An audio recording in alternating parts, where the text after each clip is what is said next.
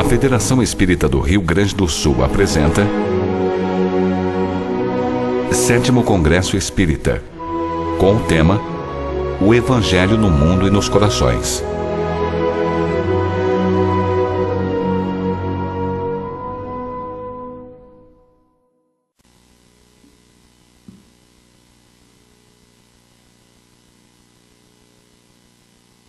Boa noite. Que primavera gelada, mas esse assunto a gente vai tratar amanhã. Hoje devo dizer que eu não sei o que vocês fizeram por merecer para, neste momento, assistir a uma palestra no final dos trabalhos que versa sobre suicídio. Entretanto, quando o espírita fala de suicídio, ele está falando, na verdade, de vida, e de vida em abundância. O sentido da vida e o despropósito de abortarmos um projeto realizado com tanto amor e tanto carinho antes da nossa encarnação. A bem da verdade, precisamos dizer na largada dessa conversa, que será breve, que o assunto que nos traz aqui hoje é um tabu.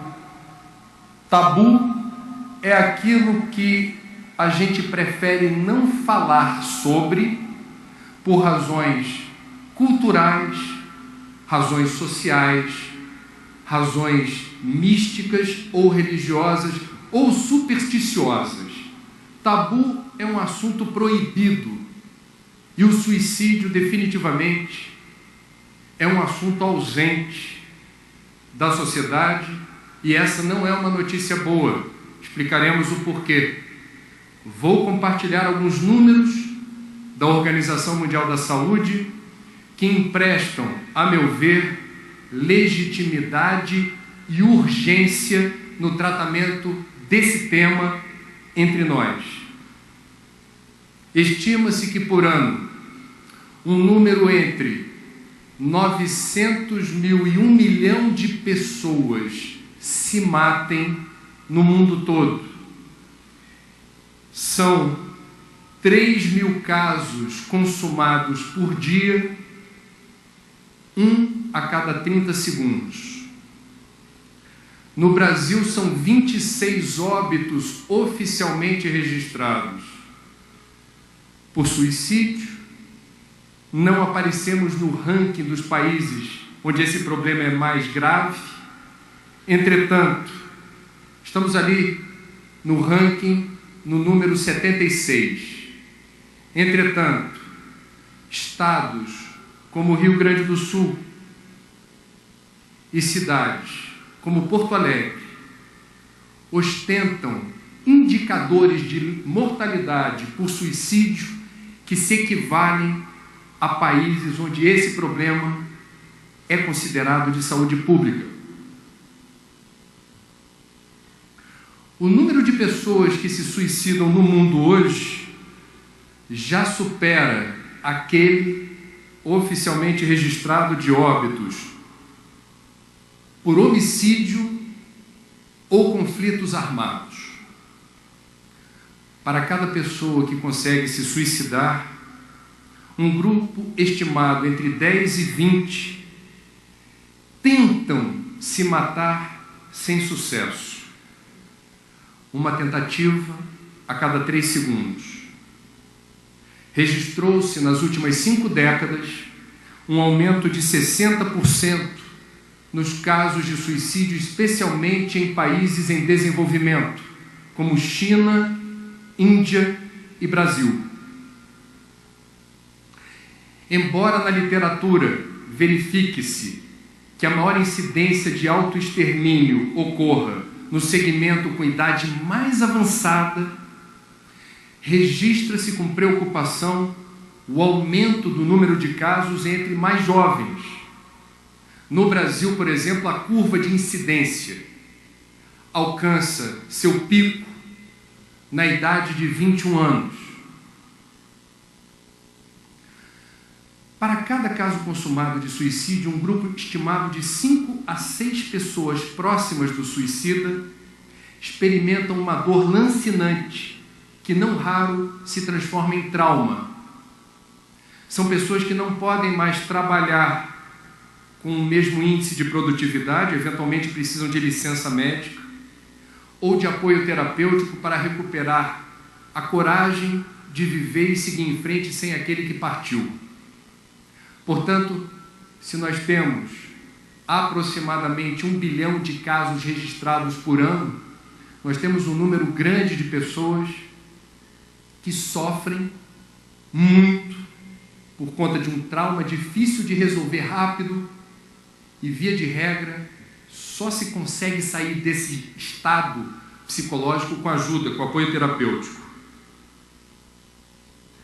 Por fim, a expectativa da OMS é que o número de suicídios no mundo dobre até o ano de 2030.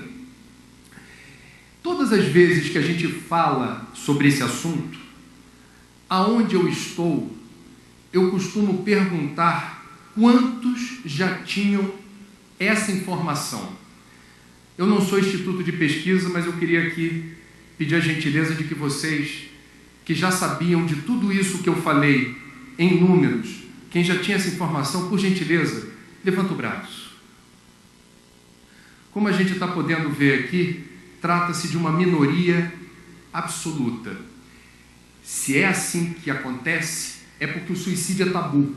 É um assunto invisível, não coberto pelas mídias, e a gente, portanto, sem informação, não considera este um problema, nem mobiliza esforços, nem consagra tempo e energia para resolver.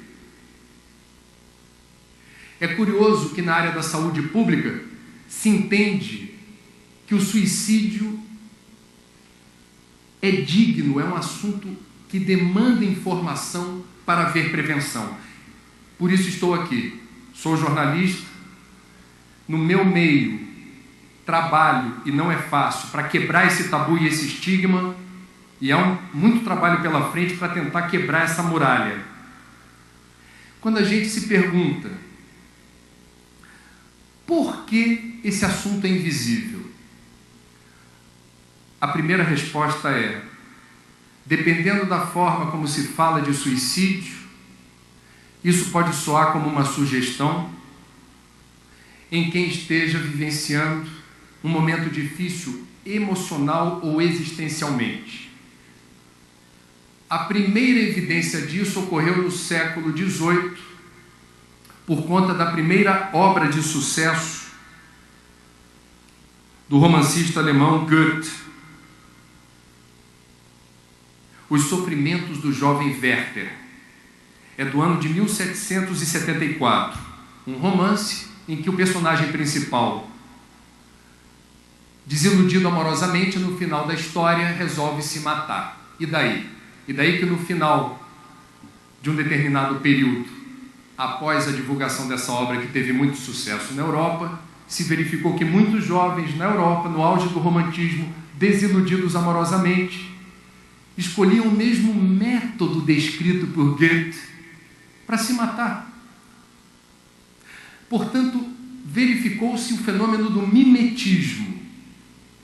Quem esteja vivenciando uma situação vulnerável, emocional ou existencialmente, pode se inspirar em livros, peças, filmes ou na forma como a imprensa reporta casos de suicídio para repetir o gesto. Quando Marilyn Monroe desencarnou nos Estados Unidos, naquela época atribuiu-se a ingestão de barbitúricos, pareceu intencional. Houve, por efeito mimético, muitos casos parecidos. Quando o líder da banda Nirvana, Kurt Cobain, precipitou o seu retorno à pátria espiritual pelas portas do suicídio, igualmente se verificou, por efeito de imitação, jovens nos Estados Unidos principalmente que repetiram esse gesto fatal. Moral da história: há que se ter cuidado no trato do assunto. E o que diz a OMS sobre a maneira correta da gente falar de suicídio? A maneira correta é lembrar que o suicídio é prevenível em 90% dos casos. Eu vou repetir porque é outra informação que a maioria de nós não tem. Segundo a Organização Mundial da Saúde, em 90% dos casos, o suicídio está relacionado a psicopatologias diagnosticáveis e tratáveis, sem que a gente se dê conta, portanto, de que não há uma fatalidade quando alguém menciona "eu vou me matar", ou quando alguém pensa que a saída para os problemas que enfrenta é se matar e não há o que fazer, não há como interferir. Há um determinismo. A pessoa já reencarnou pensando nisso, não há o que fazer.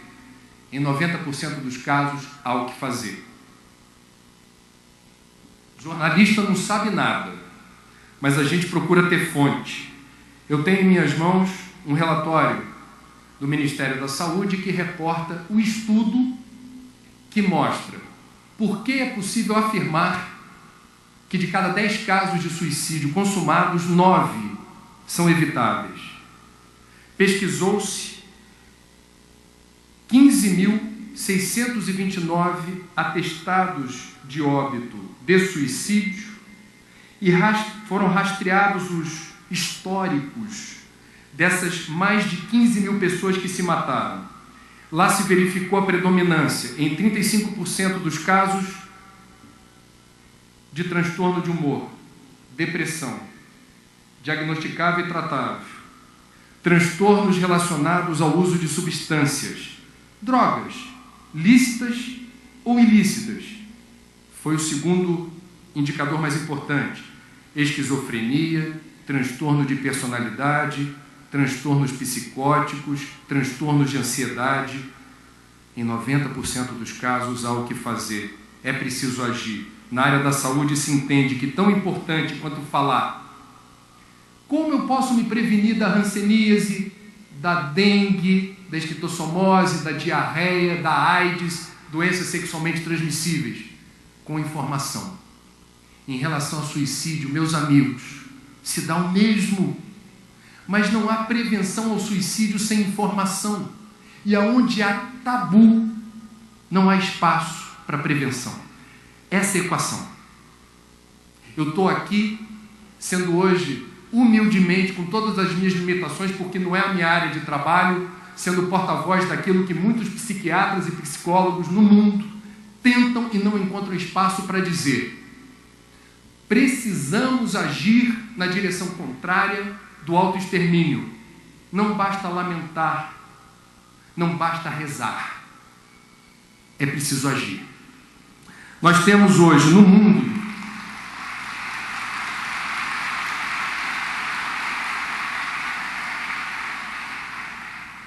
isso é curioso. Eu citei aqui alguns transtornos de ordem mental. Quem estuda hoje esse ramo chama-se, e eu acho o nome muito bonito, suicidólogo. Eu não sou suicidólogo, mas eu descobri que os psiquiatras que enveredam o seu trabalho na linha de investigação e pesquisa para tentar explicar esses números, por que tem tanta gente se matando? É suicidólogo. E o suicidólogo hoje mais não sabe do que sabe. Ele investiga a razão pela qual tanta gente no mundo está decidindo abandonar o barco. Mas entre as poucas coisas que a suicidologia hoje descobriu como fato científico, demonstrável, é que não há apenas uma causa determinante para o suicídio acontecer. Vamos dar um exemplo. Uma determinada pessoa, lembrando o que houve com Werther, desiludida amorosamente, descobre-se traída, resolve se matar. Meus amigos, vamos colocar aqui o absurdo estatístico que seria se toda pessoa que se descobre traída resolve se matar. Do ponto de vista epidemiológico, isso não é crível. Agora, Se uma pessoa que se descobre traída, e essa é a lógica do suicidol, não teve no período da infância colo, atenção, afeto, carinho, intimidade com os pais ou responsáveis, pai e mãe que trabalha fora, não tem tempo para os filhos, compreende-se, mas tempo não se mede pelo Deus Cronos do relógio. Você pode ter apenas 10 ou 15 minutos por dia. Não é vendo a novela das 9 no sofá junto que você vai contabilizar aquele momento como um momento de compartilhamento. São 10, 15, 20 minutos que o filho ou a filha, a criança, percebe que aquele tempo é dela. Totalmente dela. É o calor do colo, é o olho no olho, é a atenção. O nome disso é nutrição emocional. No período em que a gente tem mais fome de carinho, de afeto e de amor. 0 a 7 anos de idade. Quem cresce no ambiente doméstico, cercado de carinho, amor e afeto, constrói uma rede de proteção que não é 100% eficiente, mas faz a diferença para o resto da vida, nos momentos em que a gente estiver inseguro, triste, para baixo, deprimido. Eu tenho estoque de amor dentro de mim. Eu fui alvo de atenção, cuidado, carinho e afeto. Isso me acompanha. Faz a diferença. Aquele que se matou porque se descobriu traído, possuía alguma crença numa força superior? Eu posso chamar de Deus ou de qualquer outra coisa. Possuía ou não possuía? Não possuir fé em alguma força superior constitui um fator de vulnerabilidade, associada a outras, que podem colocar aquela pessoa fragilizada num grupo de risco. Há outros fatores associados, eu não vou me alongar neles. Nós vivemos num país machista, na era da sociedade patriarcal, que não tolera o homossexualismo. Relações homoafetivas são alvo de preconceito dentro de casa, na escola, na universidade, no trabalho, na rua. Uma pessoa que não tem propriamente identificação no universo das intimidades com o sexo oposto se sente excluída. E ela pode, dependendo da combinação de fatores, pertencer a um grupo de risco. Esse mundo eu não quero viver. Esse mundo me é hostil. Eu não sou aceito nem dentro de casa. Eu sou estigmatizado por ser quem eu sou. É um fator de risco. No Rio Grande do Sul, algumas pesquisas indicam pequenos produtores rurais que manipulam de forma inadequada agrotóxico sofrem os efeitos colaterais das toxinas que abalam o sistema nervoso, determinando estados de depressão profunda. É um fator de risco. Manipulação inadequada de produtos químicos com efeitos colaterais graves. Comunidades indígenas. Nós temos no Brasil novas gerações de índios que não são reconhecidos pelos mais velhos da sua comunidade como índio, porque já está aculturado, e não é reconhecido como branco pelo branco. Ele não sabe qual é a tribo dele. Ele não se sente acolhido em lugar nenhum. Os Guaranis Caiovás, lá na região do Mato Grosso, têm um dos maiores indicadores de suicídio do mundo. E uma das razões pelas quais isso acontece é que eles não sentem, não há sensação de pertencimento. Eles estão desconectados de tudo. E isso é grave. Depressão, principal fator de risco para o suicídio. Estima-se que um grupo entre 8 a 12% da população sejam portadores de transtorno de humor. Se você ficar no meio do caminho nos 10%, no Brasil são 20 milhões de depressivos. No mundo são 700 milhões de depressivos.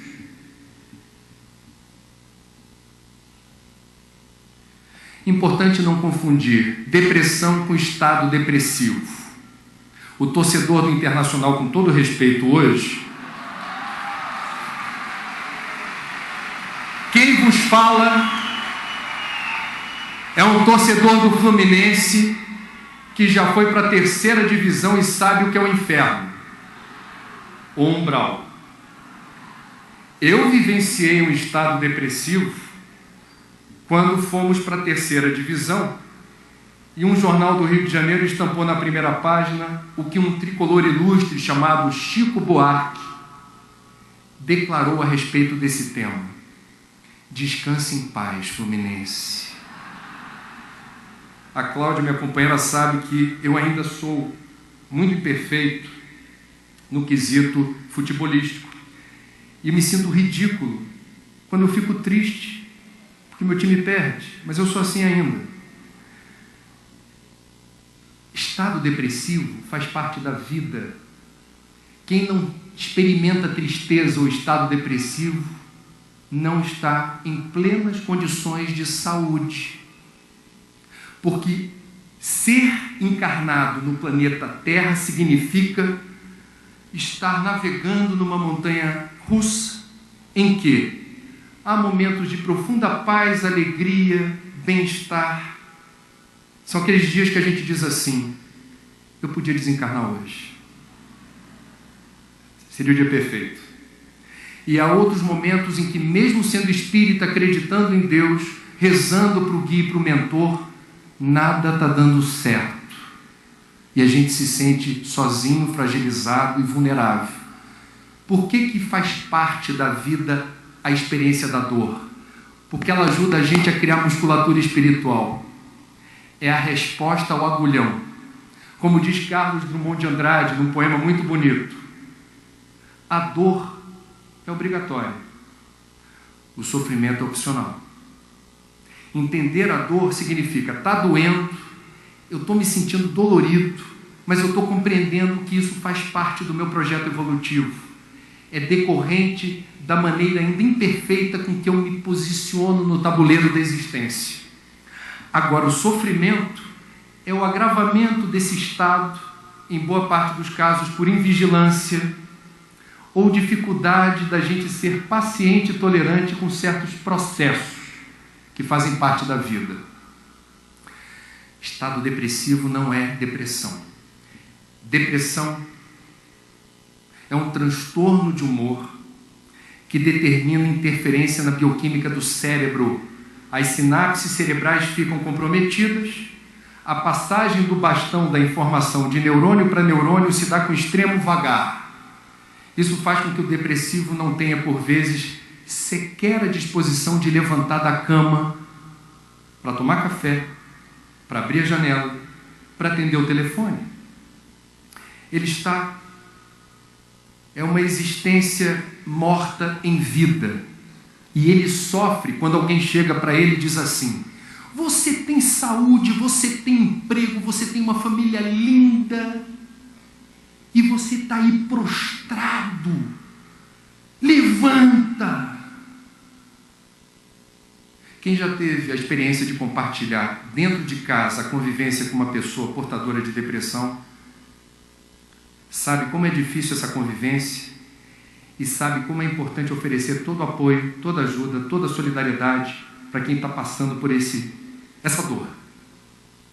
A pior coisa que você pode dizer para um depressivo é: levanta!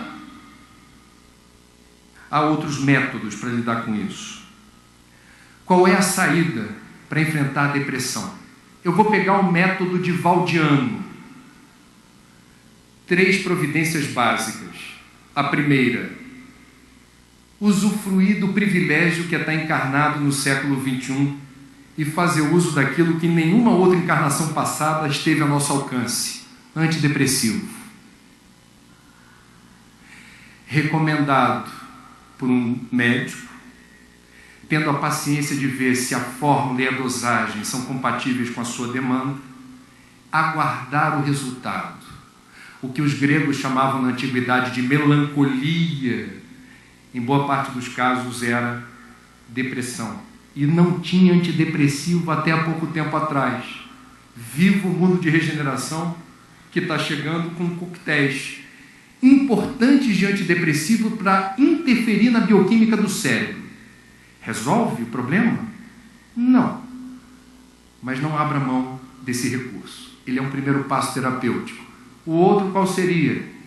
O apoio indispensável e inadiável do terapeuta, para que ele ajude o depressivo a entender melhor quem ele é, o que o incomoda ou o fragiliza, aonde falta coragem, aonde falta disposição, eventuais causas dessa vida que estão determinando essa letargia, essa dificuldade de movimentação na existência. Não é possível abrir mão da terapia. Por último, mas não menos importante, a fluidoterapia. Lamartine Palhano Júnior, pesquisador espírita, diz que em aproximadamente 70% dos casos, a depressão está associada à ação de obsessores. Pela lei de sintonia, convém buscar o recurso da fluidoterapia, do passe magnético, para que a gente consiga, nesse período difícil, ter uma retaguarda minimamente não vulnerável à ação de quem está ajudando a gente a permanecer no buraco. Ainda falando de depressão, vou evocar aqui o que diz Joana de Ângeles. Aspas. A depressão tem a sua gênese no espírito, que reencarna com alta dose de culpa, quando renteando no processo da evolução, sob fatores negativos que lhe assinalam a marcha e de não se resolver por liberar-se em definitivo. Essa vulnerabilidade, em boa parte dos casos, é culpa. Essa vulnerabilidade, você pode saber, quem está batendo em você, no depressivo não sabe por que está batendo, mas o depressivo sabe por que está apanhando. É algo por aí. E ele precisa mobilizar forças no sentido de, no mínimo, ter esperança, paciência de que aquilo vai passar. O psiquiatra Jaiber Rodrigues de Paula, que é espírita, nos diz: estão insípidas no perispírito as matrizes da depressão. O corpo físico reflete o corpo espiritual. Se o reencarnante traz esculpido no seu psicossoma as matrizes da depressão, elas influenciarão ativamente na seleção genética dos elementos que poderão, é uma possibilidade, poderão viabilizá-la na vida física, caso o interessado deseje. Olha o livre-arbítrio. Doenças são efeitos, não causas. O que diz o Espiritismo a respeito da depressão? Perdão, depressão eu já falei. O que diz o Espiritismo a respeito do suicídio? Não há outra filosofia espiritualista, a religião, corrente mística que nos ofereça tanta informação e subsídios para compreender a realidade do suicida no plano espiritual. Importa saber que em nenhuma hipótese o ato suicida representará alívio ou melhora das condições emocionais daquele que se auto-extermina. Entretanto, o destino espiritual do suicida não é igual para todos. Há que se reconhecer gradações de experiências pós-mortem do corpo do suicida. Exemplo: aquele acometido de esquizofrenia, profundamente perturbado por não conseguir distinguir com clareza o que é realidade e o que não é, e eventualmente alvo de forças ocultas que estimulam o aborto do projeto existencial. Este, quando se mata, não pode, não deve ter o mesmo destino daquele outro que age friamente, sem nenhuma psicopatologia de ordem mental e que desiste da vida por capricho. Não tenho mais vontade de viver. Para o planeta que eu quero descer. Chega, fim, basta. Um ato frio, calculista. Esse que gozava de plenas condições físicas e mentais de seguir por todo o transcurso da existência carnal, quando abandona a existência, ele terá que entender pedagogicamente, através da dor, o equívoco desse gesto. Outra questão importante. Perde-se tempo, a meu ver, quando a gente diz assim: quem é o suicida? Alguém dirá: é um covarde que abandonou a existência. Outro dirá: é um corajoso, porque a gente tem um instinto de sobrevivência, não é fácil precipitar a própria morte. Permitam-me dizer que essa é uma discussão, eu diria, irrelevante. O que importa é reconhecer que todos os suicidas, quando decidem cometer esse ato imprudente, querem solução. Querem resolver um problema que causa uma profunda angústia existencial. Essa é a leitura que eu faço. E permitam-me dizer, me incomoda muito ver confrades espíritas, quando falam do suicida com o dedo em riste, chamando colérico o suicida de criminoso. Criminoso! Somos reencarnacionistas. Qual de nós poderá dizer que em uma vida pregressa não recorremos a expediente do autoextermínio para resolver problemas? E, se saímos do buraco em que nos colocamos por conta desse gesto, é porque, em vez de alguém nos apontar o dedo, nos chamando de criminoso, nos estendeu a mão.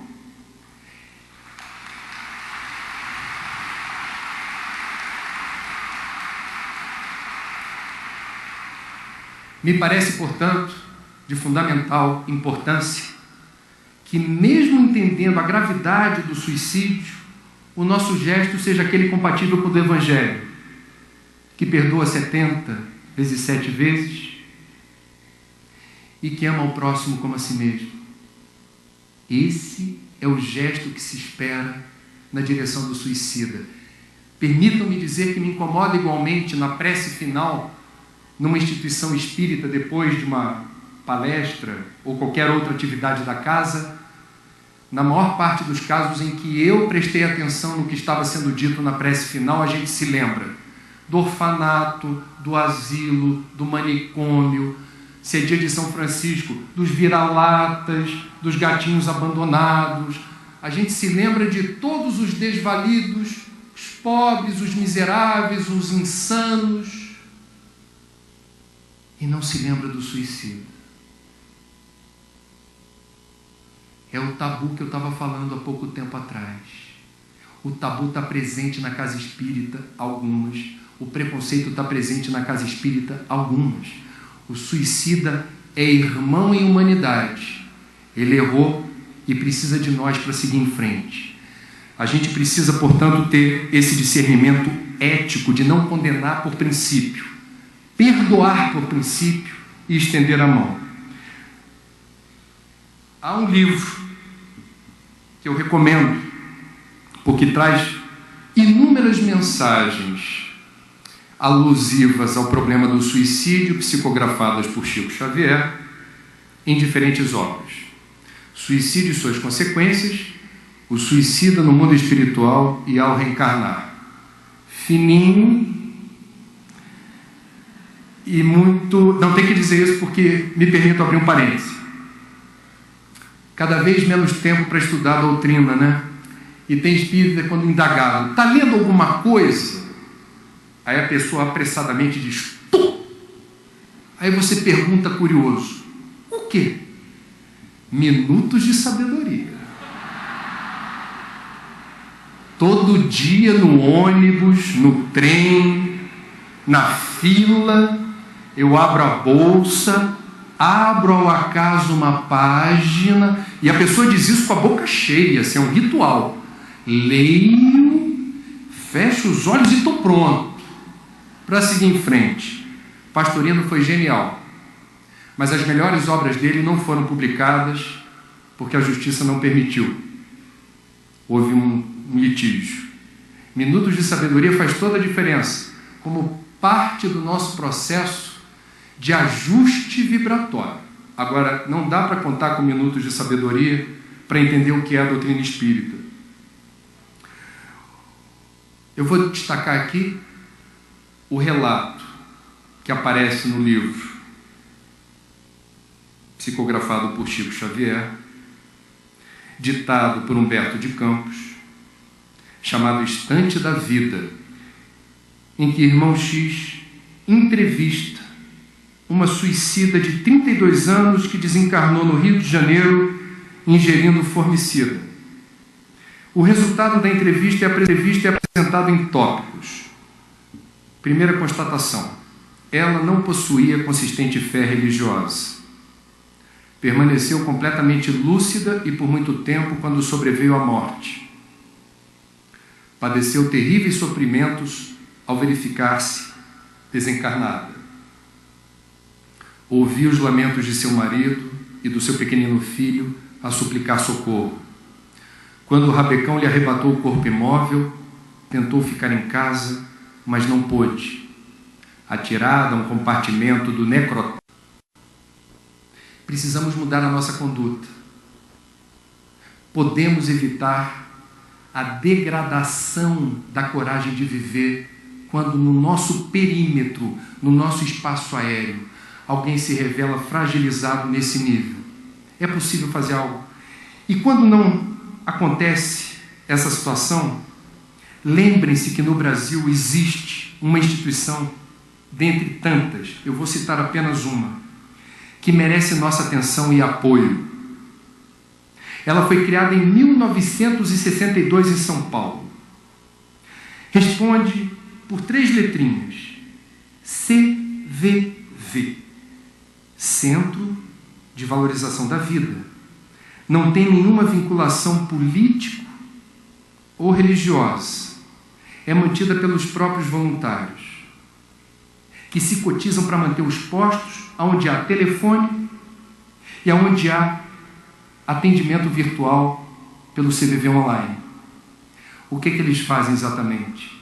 Treinam voluntários para escutar. O CVV recebe 1 milhão de ligações por ano, sem grande propaganda, sem nenhum apoio praticamente.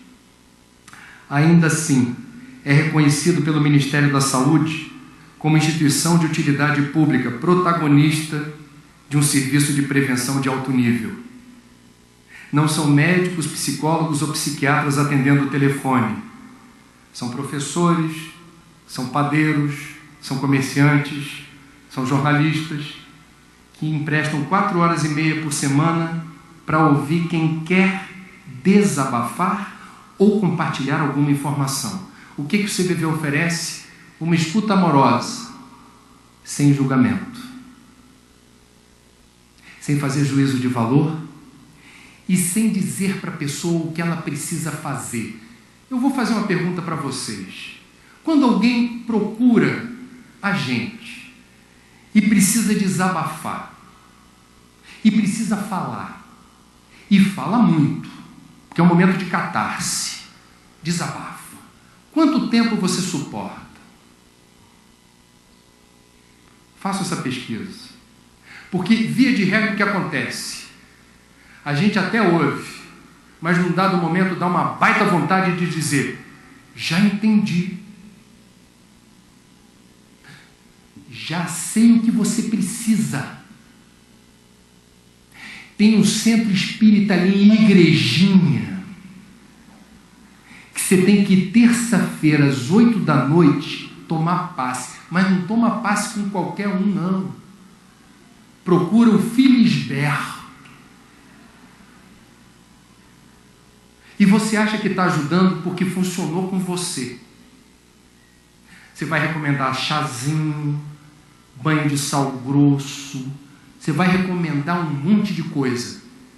Por vezes, a pessoa se sente ofendida, porque esperava de você escuta atenciosa, sem julgamento. E você quis dar uma receita. O bem é permitir que haja esse espaço da confidência. Não temos tempo para isso. Somos apressados, impacientes. A gente fala do Evangelho, mas não pratica o Evangelho na hora de emprestar o ouvido e fazer escuta atenciosa sem julgamento. Isso é que é difícil.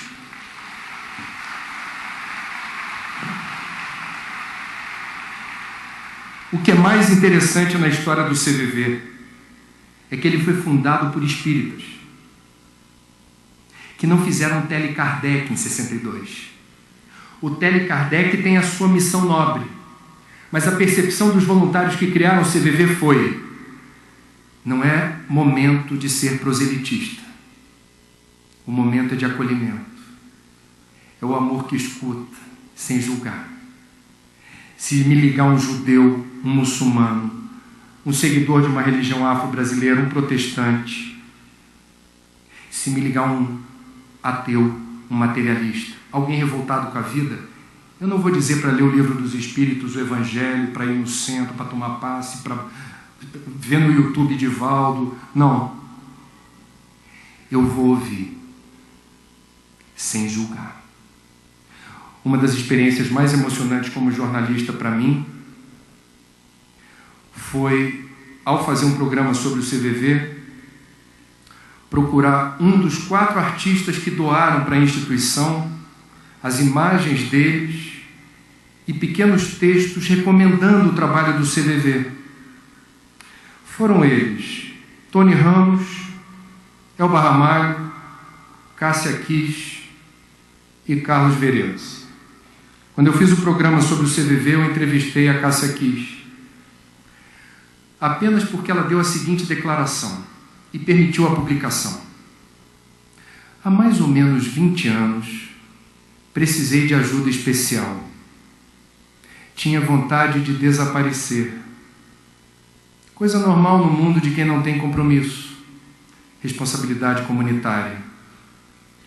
Chamei o CVV, ponto. Estou viva e integrada, ponto. Quando eu fui entrevistar, ela estava grávida, já na idade madura, com um barrigão. Entrevistei no aterro do Flamengo. Falei: Cássia, você podia me repetir aquela declaração, dizer o que você sente pelo CVV? E ela repetiu dizendo, na hora de falar estou viva, ela falou assim: estamos vivos e integrados, acariciando a barriga. Os plantões do CVV, que costumam ser os mais movimentados em termos de ligação, são aqueles à meia-noite do dia 24 de dezembro ou à meia-noite do dia 31 de dezembro. E pasmem, as ligações não costumam ser de gente que se sente sozinha, abandonada, depressiva. São pessoas que ligam para dizer: certa vez eu liguei para ir, não me lembro quem me atendeu. Eu estou ligando para agradecer porque se hoje eu estou com a minha família, se hoje eu estou celebrando o Natal com os meus amigos, se hoje eu estou celebrando o Ano Novo, é porque alguém me ajudou na hora que eu mais precisava. Esse é o CVV, criado por espíritas para ouvir. Não precisamos ser plantonistas do CVV para aprender a ouvir quem nos procura. Eu, por exemplo, ainda não reúno as condições necessárias para ser um bom ouvinte do CVV. Jornalista é uma raça impaciente, mas eu me penitencio coletivamente, doando meu tempo e minha energia para falar desse trabalho tão bonito. Há voluntários do CVV que procuram o plantão reclamando de enxaqueca, indisposição, não estou bem, e saem energizados, prontos para mais 53 plantões. E há registros em livros espíritas, não é Marcelo Ribeiro, pela psicografia de Divaldo. Há um autor espiritual que é jovem, desencarnou já, Luiz Sérgio. Num dos livros de Luiz Sérgio, ele relata o que é um atendimento do CVV no plano espiritual. Do lado de cá, quem está ligando, os guias e mentores dizendo: vai, garoto, liga, vai. E do lado do plantonista, a egrégora do CVV é poderosa, aquela intuição para deixar falar e fazer os comentários devidos para que a catarse tenha lugar. Vivemos num mundo onde prevalece a cultura do individualismo, do egoísmo, do hedonismo, do consumismo, do farinha pouca, meu pirão primeiro, da briga no trânsito porque resvalaram no meu carro, do fura-fila sem nenhum tipo de dor na consciência. Esse é o mundo em que o suicídio é caso de saúde pública. Esse é o mundo que convida a nós espíritas à ação efetiva em favor da vida. Que reconheçamos o nosso papel para reduzir as estatísticas horrorosas que eu tive que compartilhar com vocês. Obrigado pela atenção.